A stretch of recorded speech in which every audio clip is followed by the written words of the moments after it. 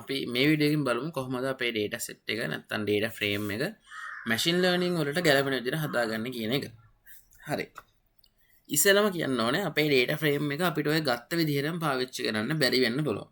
හේතුව තමයි අපේ ඩේට ෆ්‍රේම් එකේ empty cells තියෙනවා වෙන්න පුළුවන්. කියන්නේ හිස් තැන් තියෙන රෙකෝඩ්ස් තියෙනවා වෙන්න පුළුවන්. ආය අපිට ඩුප්ලිකේට් වෙච්ච රෙකෝඩ්ස් තියෙනවා වෙන්න පුළුවන්.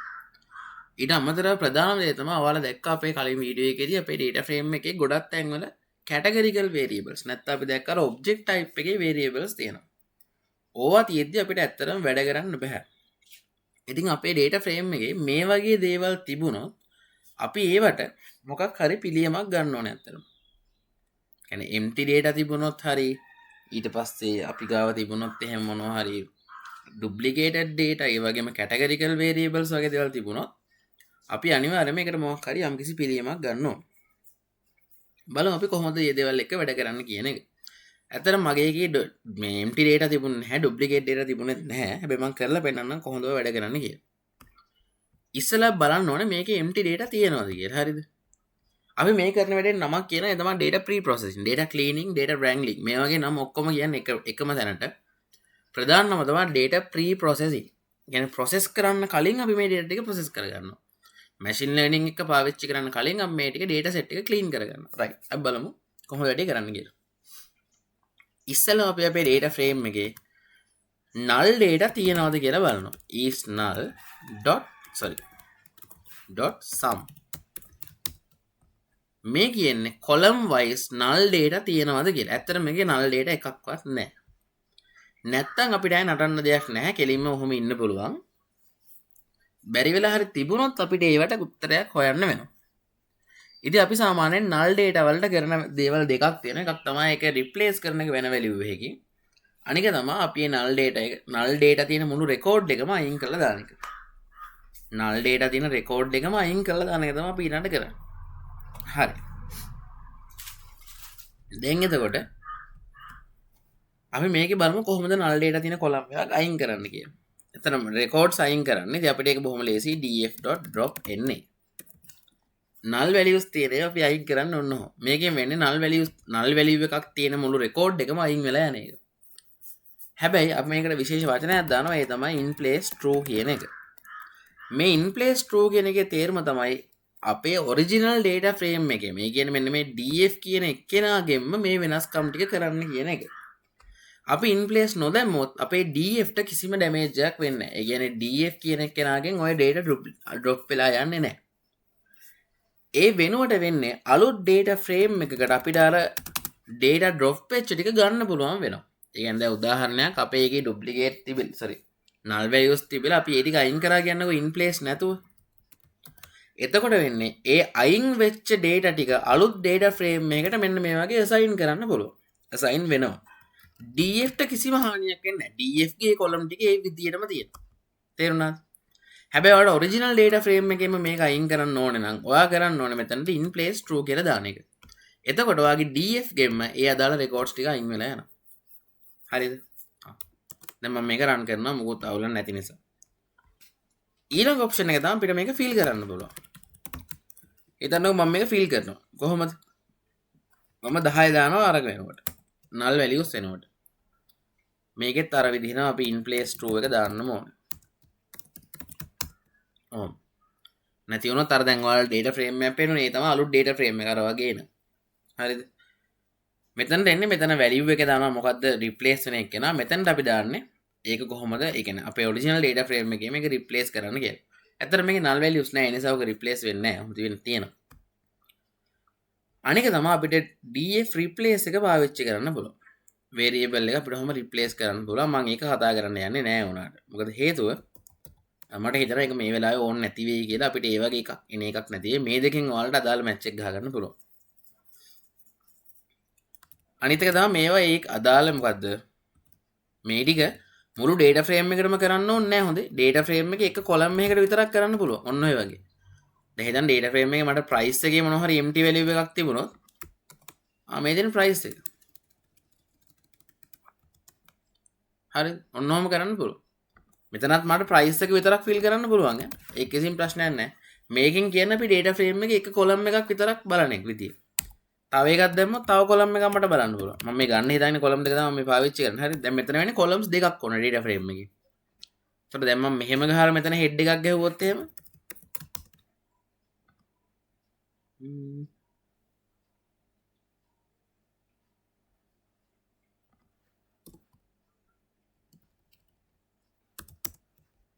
සරි එතන වරහන් දෙකක් එන්න ඕනේ.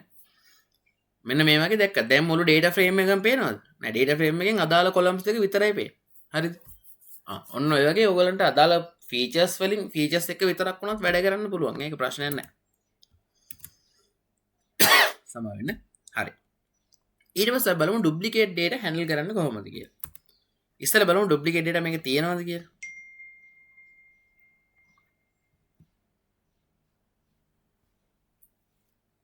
duplicate data මේකේ තියෙනවද බලන්න ඕන. ඒකට අපි යනවා අර විදිහටම duplicated කියන එකට. duplicated.sum. sorry. np.int640 කියලා කියන්නේ duplicate data මේකේ නැහැ කියන එක. මේකේ duplicated data නැහැ. ඒක තමයි ඔය ඇවිල්ලා තියෙන්නේ.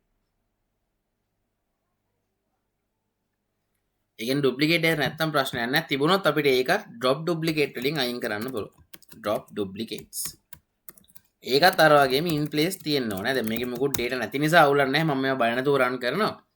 හැබැයි බැරිවල හරි data duplicate එහෙම තිබුණොත් එහෙම ඒවා අයින් වෙනවා නේද? record එක පිටින්ම අයින් වෙනවා. duplicated records ටික මේකෙන් අයින් වෙනවා.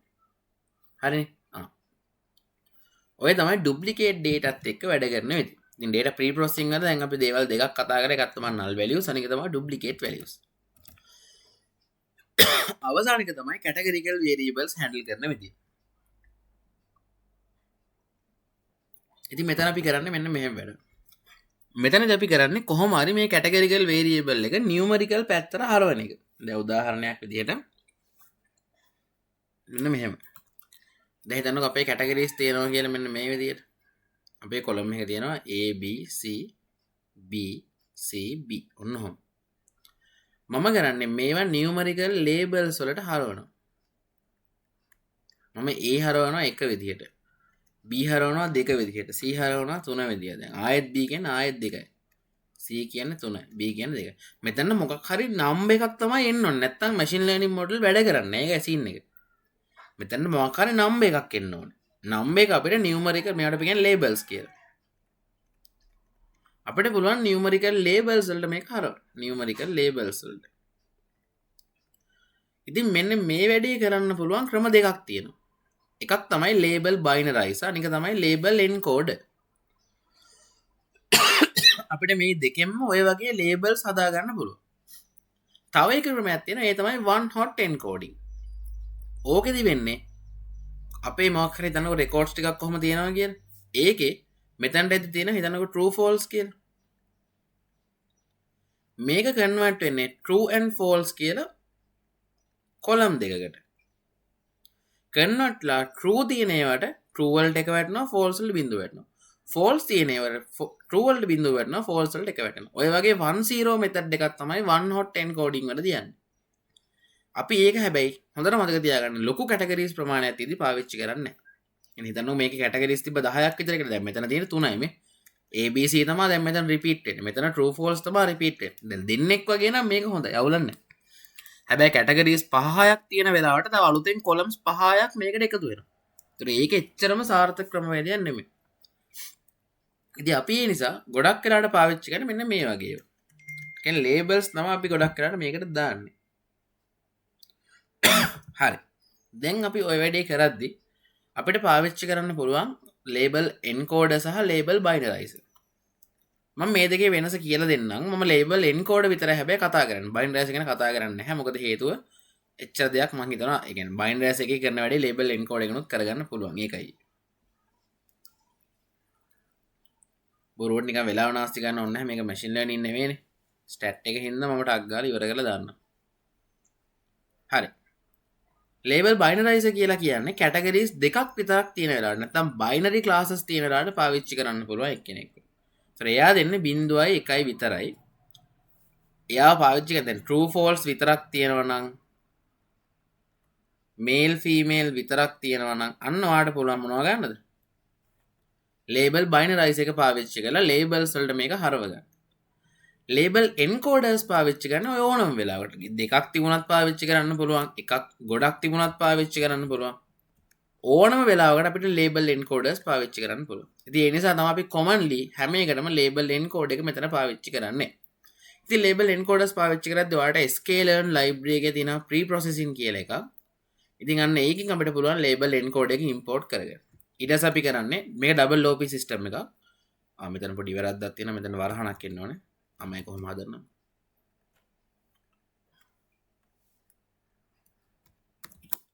ඔය විදිහට අපි label encode object එකක් හදා ගන්නවා. මම ඒකට දෙන නම තමයි encode කියලා කියන්නේ. ඊට පස්සේ අපිට පුළුවන් අපිට මොකක් හරි feature එකක් features කියලා කියන column නේ. දැන් column එකේ තියෙන values මේ වගේ අයියෝ මෙතන LE නෙමෙයි ඒක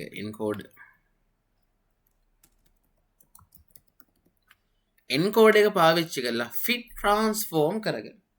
කියන්නේ අපේ data frame එකේ තියෙන මෙන්න මේ variable එකේ තියෙන values ටික අපි transform කරනවා එක්කෝ එයාටම. මෙතන එකම feature name එක දැම්මොත් වෙන්නේ මෙතන තියෙන ටික ඒ feature name එක යටතේම මේ වගේ replace වෙනවා.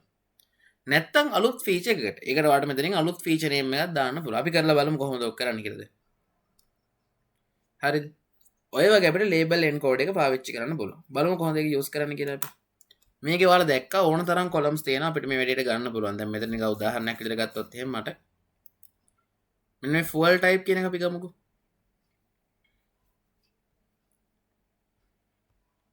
එතන fuel type දෙකයි තිබෙන්නේ.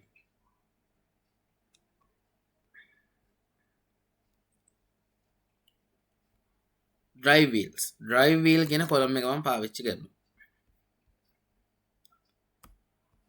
හරි මම දැන් කරන්නේ import කරගන්නවා sklearn.preprocessing වලින් import පිගමු මොකද්ද label encode binarize එක මට වැඩක් නැහැ දැන් මෙතන මම ගන්න encode then මම හදනවා encode object එක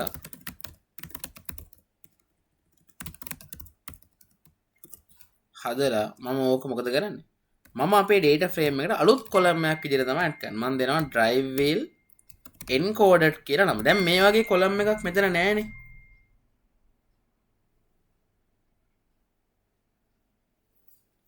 දැන් මට මෙතන encoded කියලා column එකක් නැහැනේ අපේ data frame එකේ කොහෙවත්. ඒ කියන්නේ අලුතෙන් column එකක් විදිහට තමයි මේක අලුතෙන් add වෙන්නේ. අපි මෙතන තියෙන column එකක් දැම්මොත් ඒක තමයි update වෙන්නේ. හරිද? ඒ නිසා අපි අලුත් column එකක් එන්න මම මෙතන දානවා. දැන් මම මොකද කරන්නේ?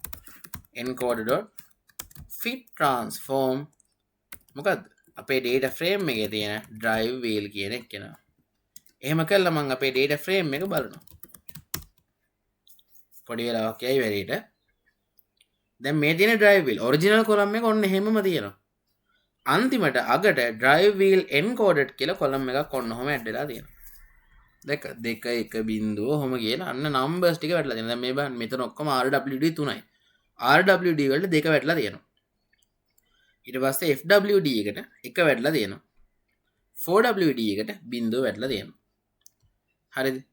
ඕන් ඔය වගේ අපිට පුළුවන් අපේ column දැන් අපි වැඩ කරද්දි ආයේ drive wheel එක පාවිච්චි කරන්නේ drive wheel encoded column එක තමයි දැන් use කරන්නේ. මොකද හේතුව අපිට එයාට දැන් numerical value එකක් තියෙනවා. numerical label එකක් අපි ගාව යට තියෙනවා. හරිද? ඔය තියෙන්නේ පොදුවේ data set වල නැත්නම් data frames වලට එන ප්‍රශ්න ටිකකට උත්තර හොයාගන්න විදිය. කියන්නේ issues ටිකක් තමයි ඕවා මම ඔය ඇඩ්‍රස් කරේ. දැන් ඕවට තමයි අපි උත්තර හොයාගන්න ඕනේ ඔය කියපු ක්‍රම වලට. දැන් අපේ data frame එක වැඩක් කරගන්න පුළුවන් level එකකින් තියනවා කියලා හිතනවා අපි. එහෙමනම් දැන් අපි අපේ data frame එක visualize කරලා බලනවා කොහොමද අපේ data frame එකේ features අතර තියෙන සම්බන්ධතාවය කියලා. ඉතින් මේ වැඩේට මම කෙලින්ම පාවිච්චි කරන features විතරයි ගන්න. අපි ඒක ඊළඟ වීඩියෝ එකෙන් කතා කරමු. මේ වීඩියෝ එකෙන් මම මේක මේ ටික නවත්තනවා. මොකද හේතුව අපි මේක pre processing part එක තමයි කතා කරේ. ඊට පස්සේ අපි යන්නේ data visualization step එකට.